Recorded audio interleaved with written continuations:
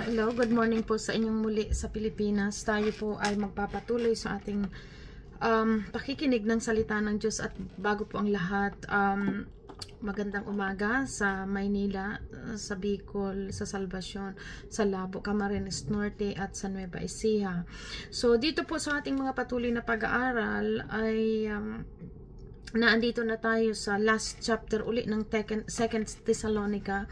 At sa inyo pong mga nagbasa kahapon, naunawaan natin kung paano tayo binibigyan ng mga babala o warning sa pamamagitan ng salitang ito po sa darating na araw. Pinaunas nung isang araw ang patungkol sa paghuhukom, and then yesterday yung patungkol sa suwael. So yung mga sa inyo po mga na hindi nakabasa kahapon, balikan nyo po ang chapter 2 or 1 kasi hanggang 3 chapters lang po itong 2 Thessalonica at napakahalagang topic. So I encourage everyone, kung hindi nyo po nabasa ang 1 and 2, balikan po ninyo, and as the Holy Spirit, naturuan po kayo na maunawaan ninyo ang pagbabasa nito. So okay, so chapter 3 ng Thessalonica, 2 Thessalonica chapter 2. So let's pray po muna. Hallelujah. Dakilang aming Diyos, Ama sa langit, maraming salamat po Ama sa mga salita mo. Patuloy pong pinapaabot sa amin chapter by chapter na pinapaalalahanan nyo kami sa pamagitan ng salitang ito, na manatili kami sa iyong salita, magpakatatag kami sa mga aral na itong napapakinggan namin direkta mula sa iyong mga salitang ito, O Diyos. Kaya sa oras pong muling ito Ama, dinadalangin ko po ang bawat taong naandito na nakikinig ng mensaheng ito, kaming lahat na dinala mo sa oras na ito upang mapakinggan ang chapter 3 ito, Lord. Idinudulog po namin sa ang bawat mga puso at isipan ng bawat isa. Buksan nyo nga po nawa ito at maunawaan namin. Kahabagan nyo po kaming lahat, at maraming salamat sa kagandahang loob nyo po sa bawat isa sa amin. Aming Diyos, Ama sa langit, pinupuri ka namin, pinasasalamatan namin ang iyong banal na Espiritong tagapagturo sa amin, at ang lahat ng ito po, O Diyos, ay pinapaabot namin sa iyo sa ngalan ng aming Panginoong Hesukristo. Amen. So chapter 3, maiksi lamang po ito, at ito ang tungkol sa, sabi po dito, ipanalangin ninyo kami. Ito po ang nagsasabi dito sila Apostol Pablo. Sabi po dito, mga kapatid, bilang pagtatapos, ipanalangin ninyo kami upang ang salita ng Panginoon ay mabilis na lumaganap at parangalan ng lahat tulad ng ginagawa ninyo. So ito po kasi kung makikita natin chapter 1 and chapter 2, dito talagang dinidiin nila Pablo na magpakatatag tayo sa aral na ito po. So sila yung ginamit ng Diyos mula sa simula, at dumala ito sa atin ang kapangyarihan ng Espiritu ng Diyos sa pamamagitan ng pagsulat ng karanasan ng mga apostol nung panahon na kasama nila ang Panginoong Jesus. So ito pong ito, kaya mula sa 1 and 2 na pinapaalalahanan doon tayo ng mga Kristiyano, pinapaalalahanan ng mga apostol na panghawakan ninyo ang mga aral na iyong napakinggan, dahil pagdating ng araw po, nakita natin sa chapter 1 and 2 na naandoon talagang dadanas ng matinding tribulation ang sanlibutan, at bago dumating ang Panginoong Jesus, nakasulat kahapon na lalabas muna ang suwail, di ba? Yung Antichrist na tinutukoy. Kaya dito tinuturoan tayo magpakatatag. Kaya ganun pa man, sinasabi dito nila Pablo na sila po ang nangangaral ng salita ng Diyos, ipanalangin sila, which is sa panahonan ngayon, kami pong mga nangangaral ng salita ng Diyos, ito po magpanalanginan tayo. Sabi dito, ipanalangin, mga kapatid, bilang pagtatapos, ipanalangin ninyo kami upang ang salita ng Panginoon ay mabilis na lumaganap at parangalan ng lahat tulad ng ginawa ninyo. Idalangin ninyong maligtas kami sa mga taong mapagminsala at masasama, sapagkat hindi lahat ay may pananampalataya sa Diyos. So ito po yung pinaunawa sa atin, na maging ang mga lingkod po, mga natagapagturo, kailangang ipag-pray, kasi alam natin talaga pong may kaaway. Pero salamat sa Diyos, dahil alam po natin na lahat talaga naandun ang mata ng Diyos sa ating lahat, at iniingatan tayong lahat. Pero ganun pa man, tinuruan tayong magpanalanginan sa bawat isa. Verse 3, ngunit tapat ang Panginoon, siya ang magpapatatag at mag-iingat sa inyo laban sa masama. So ito po yung sinasabi ko, na mismong ang Panginoong Diyos ang mag-iingat sa mga taong nagiging tapat sa sumunod sa kalooban ng Diyos. Malinaw, kapag panig natin ang Diyos, walang makakalaban sa atin.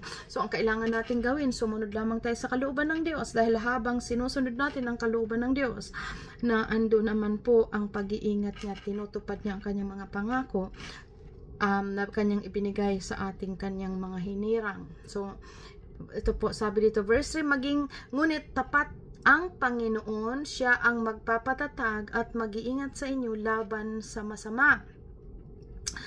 Dahil sa Panginoon, malaki ang aming pagtitiwala na sinusunod ninyo at patuloy na susundin ang mga itinuturo namin sa inyo. Patnubayan nawa kayo ng Panginoon upang lalo ninyong maunawaan ang pag-ibig ng Diyos at ang katatagang nagmumula kay Kristo. Amen. At ito po sa last part, actually dito sa 6, sabi dito, babala laban sa katamaran. Alam po natin na pinaunawa sa atin ng salita ng Diyos, magtrabaho kayo. Sabi doon, may nabanggit nga doon, wag pakainin ang tamad. So, ibig sabihin, kapag able po ang bawat isa na may kakayahan na magtrabaho, at yung walang trabaho, humingi po sa Diyos ng guidance kung paano siya magkakaroon ng trabaho. Ano po?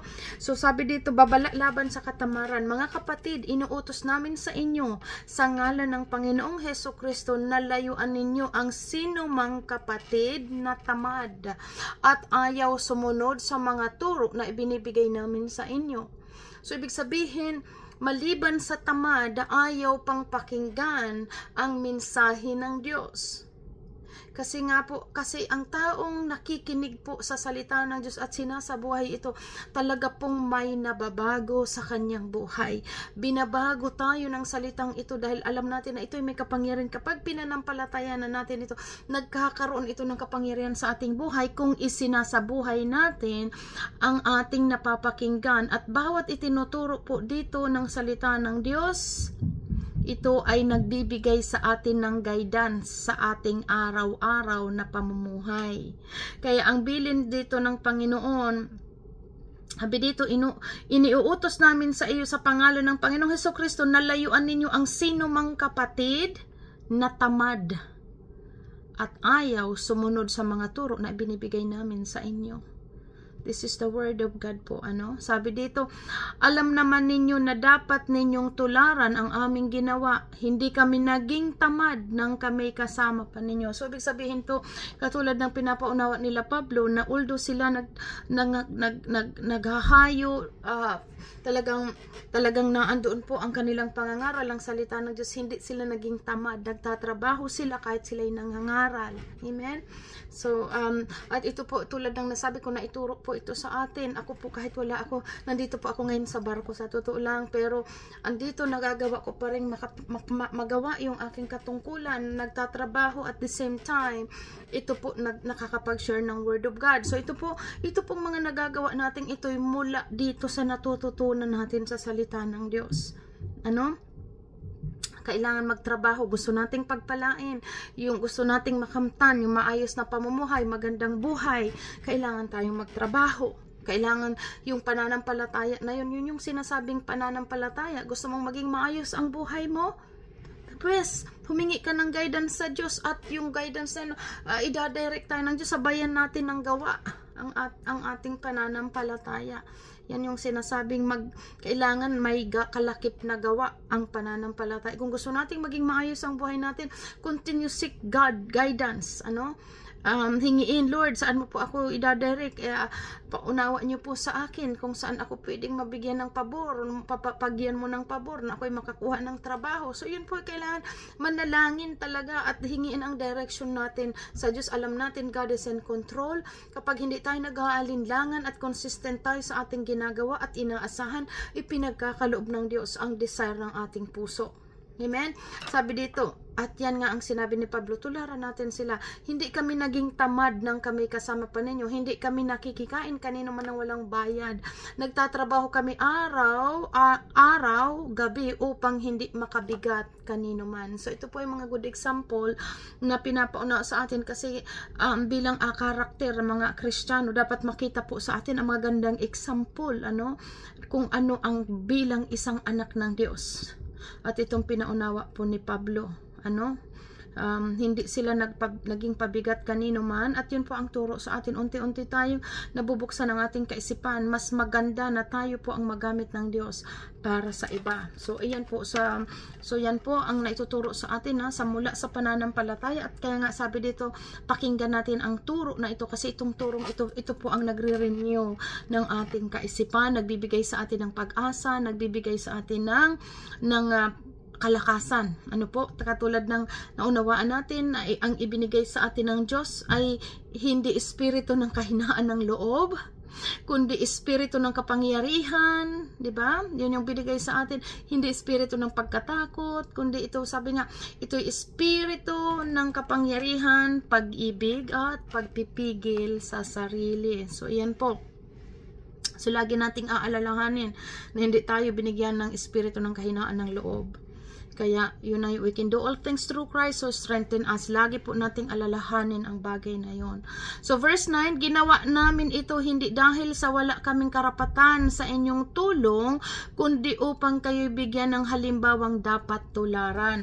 Ang ibig sabihin kasi po dito ni Pablo, sila man ay, kumbaga, sila ay mga apostol na nahumahayo, may karapatan silang tustusan ang iglesia. Ibig sabihin, may karapatan silang kumbaga katulad ng malalaking simbahan na sahuran, ano?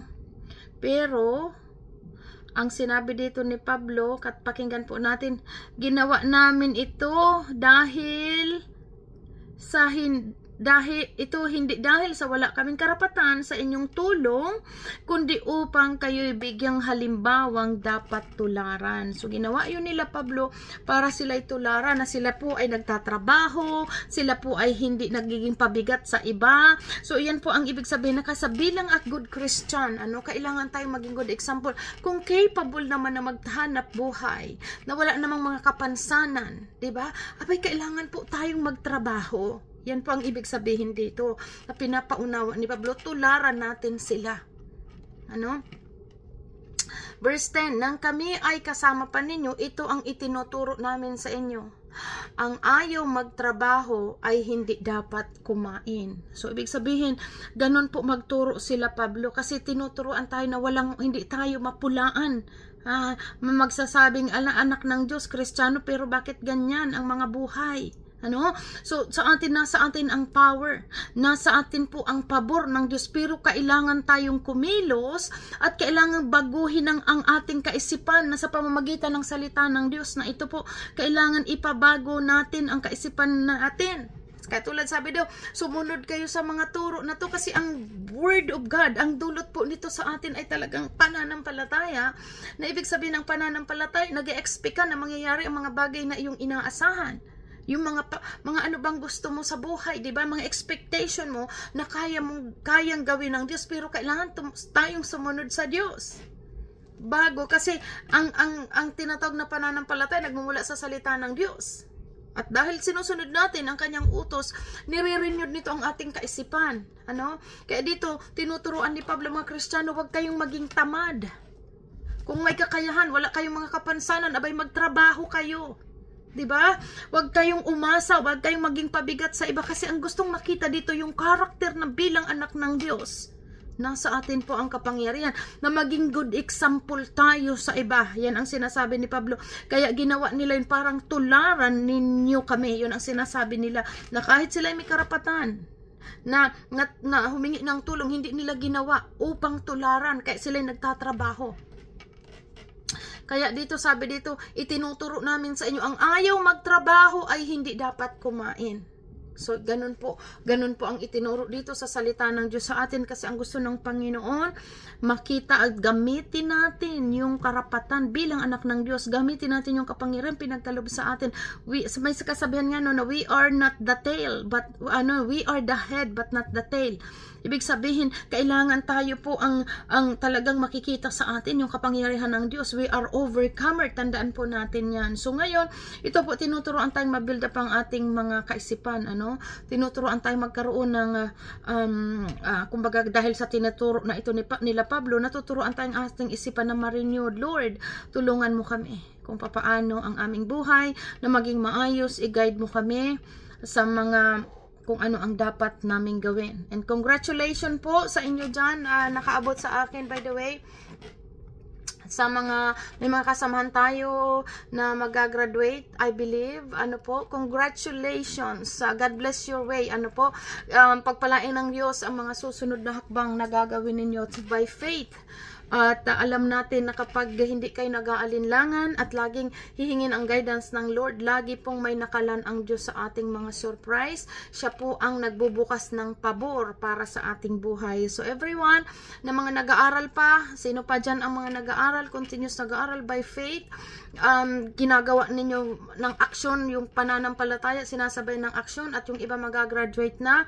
At congratulations po sa inyo at sa mga nag-i-start pa lamang o nagpaplano, go ahead po, wag kayong wag kayong panghinaan ng loob, dahil malinaw ang tinanggap natin ay hindi espiritu ng kahinaan ng loob, So yun po, tingnan natin yung magandang kinabukasan, na kahit hindi pa natin nakakamtan, umaasa tayo dahil pangako po yun ng Diyos. So sinasabayan natin ng aksyon. Kung may mga libre dyan ng mga schools, katulad ng nalaman ko po dito na mga gagraduate na mga kasamahan natin, so magtanong yung mga hindi pa, mag-start po kayo, which is makikita po ninyo talaga, na talagang God opened the favor sa ating buhay. Ganun po ako nagsimula dito sa Canada. Nung dumating ako sa Canada, isa po akong caregiver. Ang dami kong pinagdaanan mga trabaho, but then it's because of the Word of God. Itong salitang ito po na nagdudulot ng tagumpay sa ating buhay, at nakikita po natin ang promise ng Lord nito na hindi pa urong ang ating mga buhay. Kundi habang nananatili tayo sa salita ng Diyos, patuloy tayong pino-forward ng Lord, inaangat pang ating buhay based sa ating pananampalataya na sinasabayan natin ng gawa. Tandaan po natin, our Father is the controller of everything. Nasa Kanya ang lahat ng kapasyahan. So habang nasusuri ng Diyos na gusto nating sumunod sa Kanyang kalooban at makapagbigay ng glory sa Kanya, siya po ang nagbubukas ng mga kaparaanan sa ating buhay. Kaya kailangang mabago po ang ating kaisipan. Huwag nating isipin, ganito lang ako, wala akong ganito, wala akong... Tandaan po natin, ang salita ng Diyos sa may kapangyarihan, kung hindi ka dito nag-aalinlangan. Galing po ako sa wala, at marami sa atin nagsimula sa ganyan. Ang ating kumbaga pinagpuhunan dito is yung Word of God. Ito po ang maaasahan ang salita ng Diyos. Kaya tinuturuan tayo manatili sa salita ng Diyos, kung anong napapakinggan, nababasa, isabuhay po natin. At ang Diyos na nakakasuri ng ating mga puso, siya po ang nagre-reward sa atin hanggang mapapansin mo ang buhay mo ay unti-unting nababago, umaangat. Dahil uulitin ko po, walang tinawag ang Diyos na nagiging paurong ang buhay. Kailangan may makikita tayong pruweba nitong salitang ito sa ating mga buhay. Yun po yung pananampalataya na dapat sabayan natin ng gawa. Okay? So verse 11, binanggit namin ito dahil nabalitaan namin may ilan sa inyong ayaw magtrabaho. Ayan, sabi dito, kaya daw itong binanggit ni Pablo kasi may mga taong ayaw mga magtrabaho. So, binabago ng salita ng Diyos ang kaisipan ng tao. At ito po, sabi dito, binanggit namin ito dahil nabalitaan namin may ilan sa inyong ayaw magtrabaho at walang inaatupag, kundi ang makialam sa buhay ng may buhay. Ayan, meron po bang ganyan? Magbago na po. Yung mga walang trabaho, manalangin tayo, papanalangin natin, Lord, na magbukas ng pabor, tulungan niyo po kaming lahat, na talagang mapaayos ang bawat buhay. So ayan, tingnan niyo po, verse 11, binanggit namin ito dahil nabalitaan namin may ilan sa inyong ayaw magtrabaho at walang inaatupag, kundi makialam sa buhay ng may buhay. Ito po yung talaga nga sabi, kapag walang mga trabaho ang tao, ang kabantay-bantayan ng buhay ng may buhay. Kasi hindi sila busy Pero kung ang tao nagtatrabaho at may kabisihan, wala yung panahon sa mga ganyang mga pagchichirismisan or pakikialam ng buhay ng may buhay, kasi focus sila doon sa trabaho. Kaya ito isa itong bagay na gusto ni Pablo, magtrabaho kayo para hindi kayo magkasala ng mga makialam kayo ng mga buhay ng may buhay. Ayan.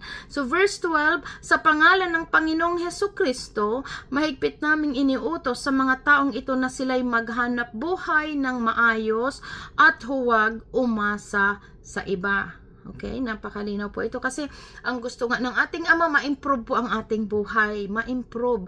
Yamang, meron tayong kapangyarihan. Napakalinaw po ito. That's the power of God na nagre-renew ng ating isipan, na nagbe-build up sa atin ng faith. At habang yung faith na yun pinapanindigan natin, ang mga expectation natin na gagawin sa atin ng Diyos, ginagawa ng Diyos at tinutupad dahil pangako ng Diyos. Ang pangako ng Diyos ay Kanya pong tinutupad, at ang pangako ng Diyos sa atin, tayo ay bigyan ng maayong magandang kinabukasan.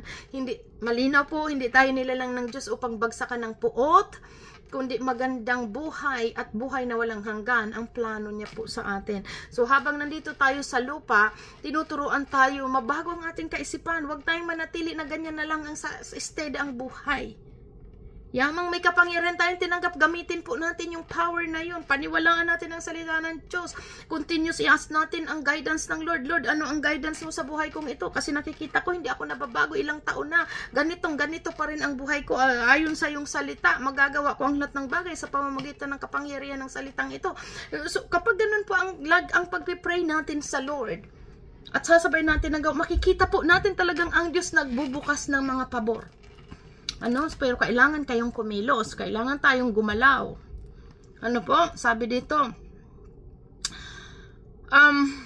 sa pangalan ng Panginoong Hesus, pati ang ginamit niya dito. Sa pangalan ng Panginoong Hesukristo, mahigpit naming iniuutos sa mga taong ito na sila'y maghanap buhay ng maayos at huwag umasa sa iba. Mga kapatid, huwag kayong magsasawa sa paggawa ng mabuti. Ayan, magawa tayo ng mabuti. Maaring mayroon sa inyo diyan na hindi sumusunod sa sinasabi namin sa sulat na ito. Imagine niyo po, natutukoy ng salita ng Diyos, maaring may mga hindi sumusunod. Sabi dito ni Pablo, maaring mayroon sa inyo diyan na hindi sumusunod sa sinasabi namin sa sulat na ito. Kung magkagayon, tandaan ninyo siya at huwag kayong makisama sa kanya upang siya ay mapahiya. Ito po, ang pagkaano dito ni Pablo sa pagsasalita dito. Kasi gusto talaga ni Pablo talagang madisiplina tayo ayon sa kalooban ng Diyos. Ngunit huwag naman ninyo siyang ituring na kaaway. Ayan, huwag ituring na kaaway. Sa halip, pagsabihan ninyo siya bilang kapwa mananampalataya. So, i-remind, paalalahanan na ito, ganito ang dapat nating gawin. Katulad ng tinuturo sa atin ni Pablo, kailangan magtrabaho, ang walang trabaho. Not unless na lang talaga, may mga tao talagang hindi talaga able makapagtrabaho. May mga nanay na may kailangang alagaan ng anak, 'di ba? Mayroong mga tao naman na may mga kapansanan, so hindi makapagtrabaho. Pero yung taong wala namang kaulangan, at hindi ayaw magtrabaho, yun po ang tinutukoy dito. Magtrabaho po tayo, At magtayong sabing hindi natin step by step lamang po, katulad ng mga nauna noon, kung wala kang ID, step by step, lumapit ka sa barangay captain o sinong na humingi ng ID. Ibig sabihin, step by step muna sa una, hanggang isa-isa lang, one day at a time, hanggang sa maano ka na mag-apply. At alam po ninyo, talagang kapag nananalig tayo sa Diyos at continuous humingi ng tulong sa Diyos, walang imposible na magbukas ang Diyos ng kaparaanan po sa bawat buhay. So, step by step manalig. Ang bilin dito, sundin ang turo ng Panginoon, isa buhay po ito, at continuous magpasakop sa kalooban ng Diyos at continuous manalangin. At tulad ng sabi dito, ito sa atin sa grupo, magpaalalahanan kayo, 'di ba?